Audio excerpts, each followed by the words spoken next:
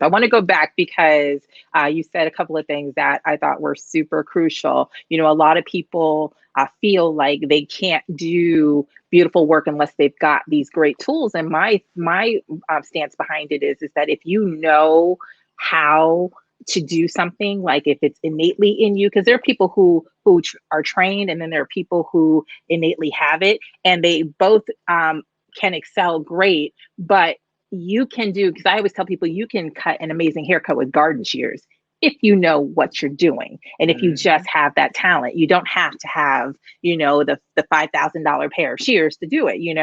If you have the talent, and then you have these expert tools on top of that, then it just makes it even better. But the tools aren't what is going to make it better. And you prove that with the whole fork and broken dryer idea and concept. So you already had the ability. And so now that you've got these tools that are designed to help push you forward, like just the things you're able to create from that point, I'm sure are endless. So that is a really thank you so much for sharing that, because I think a lot of people confuse, well, I don't really know what I'm doing, but if I have this expensive stuff, it's going to make it better. No, because if you don't know what you're doing, no matter what you have, it's not going to make it better. Right?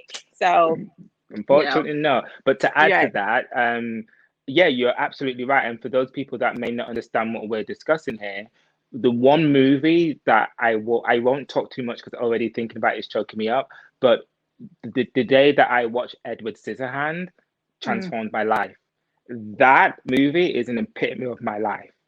And I'm already choking up even talking about it, how he was deeply misunderstood. No one wanted to engage with him. He was yeah. able to do something with his hands, and then the world wanted his attention. And it still used him, chewed him up, and spat him back out. And Yeah. so that is how I feel. That is my life. Wow. Well, so I remember seeing the movie. I wasn't in the beauty space, I don't think, at the time that I saw it, so it wasn't super profound to me. So now I'm gonna go back and I'm gonna watch that movie Oh, with a whole different set of eyes. we should I'm speak gonna. about it afterwards. So now you're in the salon. Yes. You're in London, and Yes. so how do you go from the salon in London to the US? I don't know what steps happened before Phew, then. I don't know if that's celebrities happened. I don't know if products happened. Like, get me to a lot of. the US. Okay, I'm going to try and do it in a nutshell. So I was in the salon from when I was 14, Mhm. working as a Saturday boy. And Is that anything like a Girl Friday? huh? I don't know what a Saturday boy is. It says that anything like a Gal Friday. I don't know what that is. Tell us I what that think is. that's what it is. Saturday, it's just I say Saturday boy because I identify as a male, I guess, and it was as an assistant. So you come in. I was in school still, so I would only work on the weekends. Mhm. And my primary job was to make sure the stylists were catered for and didn't need anything, and keep the Mhm. salon clean and keep the clients Mhm. happy. And so that I did that so well that by the time I was about to leave school when I was 16, they offered me a full-time job. So I didn't Mm. need to go to college. I had interest from some of the biggest professional hairdressers and associations out there, from Vilas Sassoon to Tony and Guy, to come into their academies to train to Yeah. work, Yeah. um, which I politely declined. And I wanted to, what I loved about where I was working was that I didn't have to portray an identity. I was my own identity. And I Right. knew that at such a young age. I was like, why is someone teaching me to hold a hairdryer this way when this way feels comfortable and I can do it quicker and better than what I can see you're doing? And so I was always that child in college and in training when I was training that the teacher really fucking hated, because I was just like, you can do it this way though. No, no, no, you have to Right. do it this way. And I was like, why? Why? They loved it. Look, literally, I'm the worst person to have in the class. And not because I'm being bad or rude, but because I could see they were forcing an idea that didn't that that they set within boundaries when there was no boundaries to actually just doing Right. something where you could get to a result. And at the time, I hadn't realized I was dyslexic, and so my way of creating and being creative came from a space of freedom. And Right. I feel like hairdressing for me is a space where when I'm doing it, I'm at one piece with oneself. Yes. It's very Yes. therapeutic for me when I'm doing hair. Yeah, And so because it to is be, freedom. It is. It's you're creating. It's you're yeah, truly living in your space. And so hold on, yeah. not to cut you off. But what I am doing is note to self: never invite Vernon to any of my classes. Please, I always want to come. I'm so much better now. I can wait until I've been asked to speak at least. I now don't interrupt. I may leave for a long toilet break. Please don't be offended. But I'm so much better now. And I built really good relationships with those teachers. I actually speak to some of them now. And one of them was called Deborah. And she really saw something in me that wasn't able to see at the time, which was this ability to be forward thinking, adapt, and be very, very unapologetic about doing what I love to do. And she put me forward for one of my first awards that I got, which was like assistant of the year. Mhm. And this award was given to me by the government of the UK. And it wasn't an award for hairdressing in particular, it was an award for any company businesses for the best assistant. And so it was Wow. quite a big thing. It was at the Tate Yeah. Modern Museum, and it was all this thing. And I didn't know that I had been. I mean, I'm so naive. I didn't know the level of what this You award didn't know the was. gravity of it. Yeah. Absolutely not. And I thought that I'd been nominated for something, and I hadn't realized it was a nomination that came from the City and Guilds, which is the college that I was trained under, and then other people that would read what I'd done, and then they vote by the public. And so it Mm. became really overwhelming when I realized that people wanted me to win this award for my contribution to hair as an assistant and helping everyone else in the class. And that I think it's the first time I've even articulated that. Like I was just I'm so in my own zone. I don't think about anything else. I just do what I do. Anyway, so I Right. did that. I'm a good collaborator. I like collaborating with people, and that was in college. And then so they would train me two days in a week, and I would go to the rest of the time. I'd be in the salon on the ground Right. having the actual experience. Right. And then the owner and some of the people that used to work in their stylists knew a very well-known stylist called Desmond Murray, who Yeah. is Yeah. notorious for winning awards. He was one of two or three black people that I knew at the time that were successful male hairdressers. And Yeah. so you naturally attach yourself to them because for You the see obvious yourself. of just You see yourself. correct. Yeah. And he saw me as the only black person in his white salon in the Oxford Circus, and he was like, "Well, I'm opening a salon in Covent Garden. I want you to come and work with me." And I was like, "Sure, Mm. whatever. Let me, whatever." I'm like, "Yeah, yeah, yeah," not realizing that it would actually change my life overnight. And so by the time he opened his salon, I had left Burlington's to go and work with him and basically work under him for the next 3 to 4 years, which was really the sort of stepping stone to pushing me into the forefront of the media or celebrities Mhm. because of his association with celebrity and his beautiful work that he has done in the avant-garde space and Right. his commitment to the Black community. That was attracted to the salon that he opened. And then I was a young prodigy with my own tenacity and my own sort of spunk around who I was as a person. And he was the actual one that said, "You got to enter into the hair awards." And I was like, "What?" Mm. And he helped me shoot the pictures, cast the models, and he was the photographer. And that was my first hair award that I entered into, and I won it.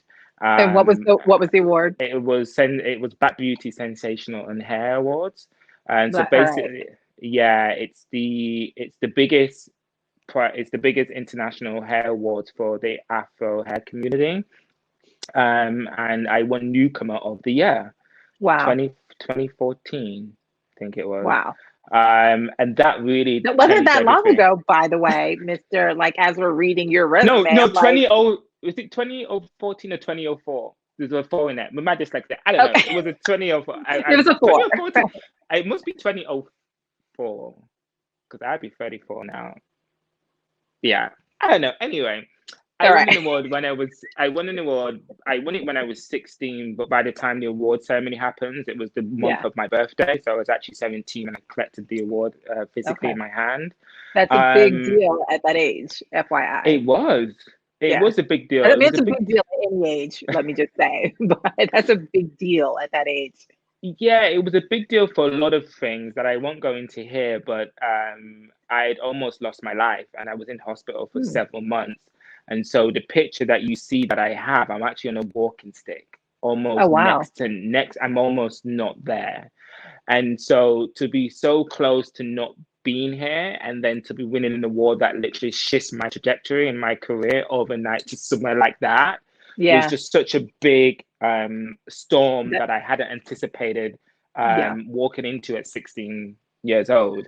And so I was grappling with that, but at the same time, media knows doesn't have any sensitivity around the human need.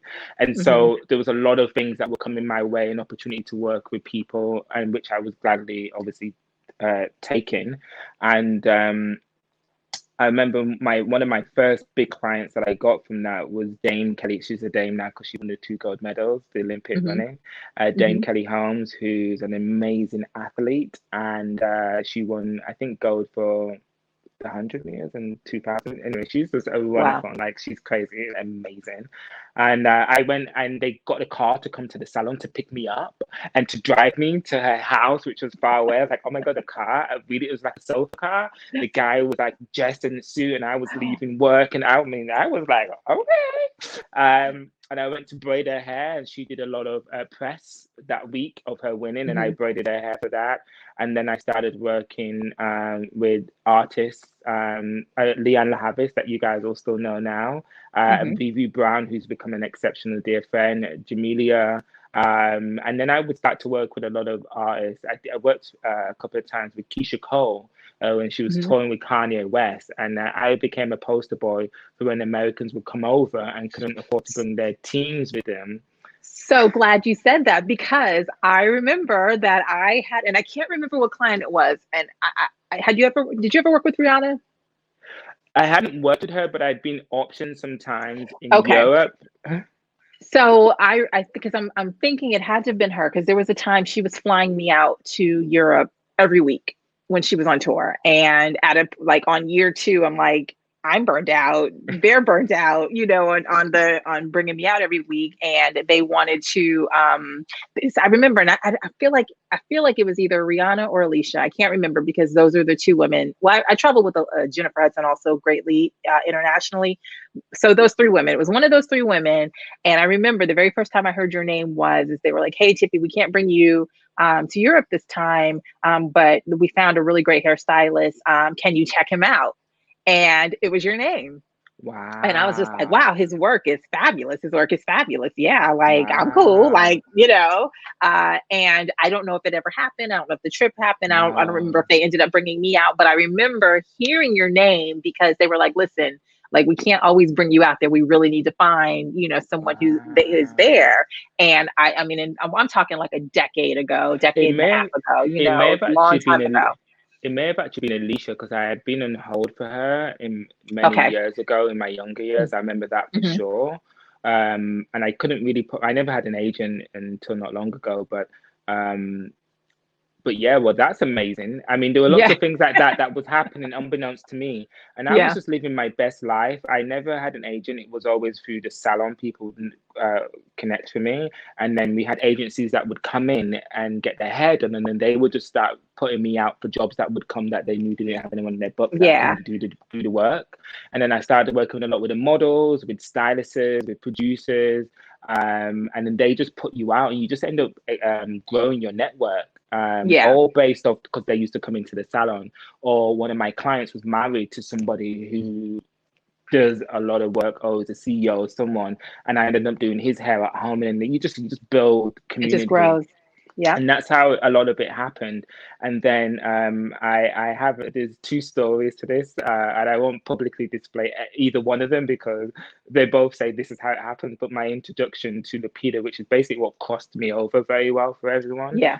from the US to the UK and the UK to the US. I have a very dear friend who knows some very well-known artists over here, who needed someone to look after Lupita when she lands in the UK and in Europe. Ah, And yeah. so that introduction was done through that avenue, but also Lupita's team had found me and I guess there were a roster of people that was presented to Lapita, and Lapita was like, I want this guy. Mm-hmm. And so when we first met, it was literally on her first trip to the Europe in terms of when she was an actress, and I think she'd worked with maybe two other people, but there were Really? one was in New York and one was in LA, Yeah. and she was still looking for a team per se. And I worked with her, and then the rest was history. I mean, I won't even tell you the language that we used when I first saw. I was like, "Hey, what's up?" She's like, "Okay, why are you so excited? My hair's like this short." I was like, "Girl, I got You you. don't Don't even you worry know. about Yeah. that. I'm about to flip you out, honey." She's like, "Okay, calm down. There's no hair." And I was like, "No, no, no, honey. I'm about to show you out." And I'm like really excited. I'm working up a part in that. And she's like, "Yo," and then she looked in the mirror. She's like, hey, we did a little two-step and dance, and then it was just like, you ain't going nowhere. And then several years, we're still here. Yeah. That And is so awesome. I became her go-to guy in Europe. That's where I Mm-hmm. was mainly focused with her. And then she had someone who she was very taking care of her in New York, and then had someone that was taking care of her in LA. So she was hooked up.